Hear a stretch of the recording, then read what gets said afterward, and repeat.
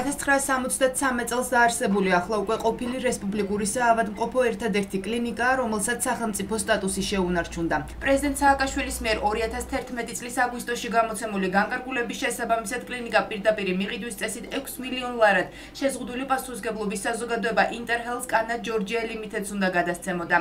ამავე წლის აგვისტოში ეკონომიკის სამინისტროს კომპანიის წარმომადგენლებსა და კლინიკის იმდროინდელ ხელმძღვანელს შორის ნასყიდობის ხელშეკრულებაც გაფორმდა. თუმცა როგორც სამკურნალო დაწესებულების ამჟამინდელი გენერალური დირექტორი ამბობს, ტექნიკური დაბრკოლებების გამო წინამთავრობამ 2012 წლის ოქტომბრის არჩევნებამდე სამეწარმეო რეესტრში დოკუმენტაციის დარეგისტრირება ვერ მოასწრო. ხელისუფლებაში ცვლილებების შემდეგ კი ახალი პრემიერის ინიციატივით პრივატიზაციის პროცესი შეჩერდა. კლინიკა იყო ბოლო იმ პრივატიზაციის გეგმაში, რომელიც ხორციელდებოდა. თითქმის ეს კლინიკა გასხვისებული იყო, ხელმოწერილი იყო, პრეზიდენტის განკარგულება იყო პირდაპირ მიყიდვის წესით ამ ჩვენს კლინიკაზე, მაგრამ აი ამ არჩევნებთან, ცვლილებებთან დაკავშირებით ეს მადლობა უფალს ვერ მოხერხდა. ჩვენმა მთავრობამ ეს შეაჩერა და შეწყვიტა ამის პრივატიზაცია და ჩვენ სახელმწიფოს დარჩა ერთადერთი სახელმწიფო კლინიკა. ყიფშიძის სახელობის ცენტრალური საუნივერსიტეტო კლინიკის გენერალური დირექტორი იმასაც იხსენებს, რომ კლინიკისა და ფასადის ერთი ნაწილის რეაბილიტაცია 2007 წელს ბიძინა ივანიშვილის ფონდმა ქართუმ 47 მილიონზე მეტი ლარით დააფინანსა. ფონდის ხელმძღვანელი ქართუს მიერ საქველმოქმედო მიზნით გაწეული დახმარების შესახებ დეტალურად ყვება, რაც შეეხება მომავალში კლინიკის რეაბილიტაციას, ამ მიზნით ფონდიდან თანხის გამოყოფის საკითხი ამ ეტაპზე არ განიხილება. 2007 წლებში არის განხორციელებული დაფინანსება, რომელიც ჯამში შეადგენს 47 მილიონ 161,063 ლარი და 78 ცენტი. ამ თანხიდან 18 მილიონ 451,165 ლარი არის შესაბამისი აპარატურის შეძენა. შეეხება ახალ დაფინანსებას, მაგათ ვერაფერს ვერ მოგახსენებთ, იმიტომ რომ ამ მსგავსი გადაწყვეტილება მიღებული არ არის ჯერ ეს მსგავსი საკითხი ჩვენთან არ შემოსულა. ფონდიდან მიღებული თანხით სარემონტო სამუშაოების გარდა იმედაძის თქმით კლინიკამ რადიოიზოტოპური მეგაკამერაც შეიძინა, რომლის ანალოგიც ამიერკავკასიის არც ერთ კლინიკაში არ არის.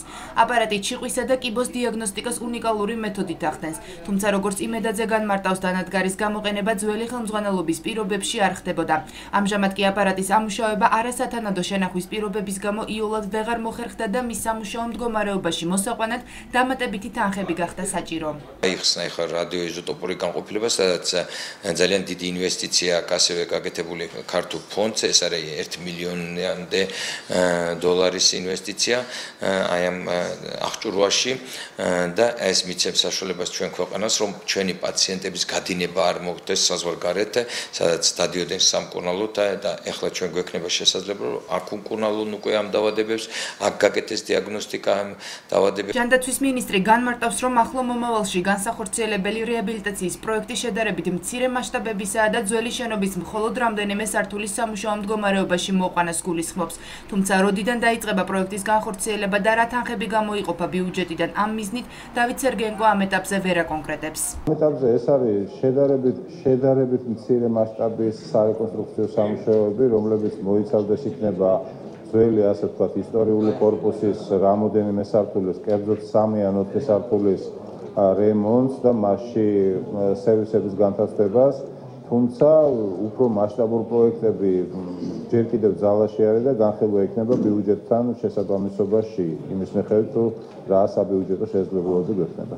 ამ დროისთვის საავადმყოფოს შენობის დაახლოებით 20%-ია დატვირთული და იქ 750 ადამიანი მუშაობს. პროექტის განხორციელების შემდეგ, რომელიც კლინიკისთვის 8 სართულიანი შენობის აშენებას და ძველი ნაგებობის 4 სართულის რეაბილიტაციას გულისხმობს, დამატებით დაახლოებით 300 ადამიანის დასაქმება იგეგმება. 2007-2012 წლის განმავლობაში ოფიციალური მონაცემებით საქართველოში 155 სახელმწიფო სამკურნალო დაწესებულება გაიყიდა. აქედან დამწრობისა და სეფსისის ცენტრების განთავსებაც ყიფშიძის სახელობის საუნივერსიტეტო კლინიკაში იგეგმება.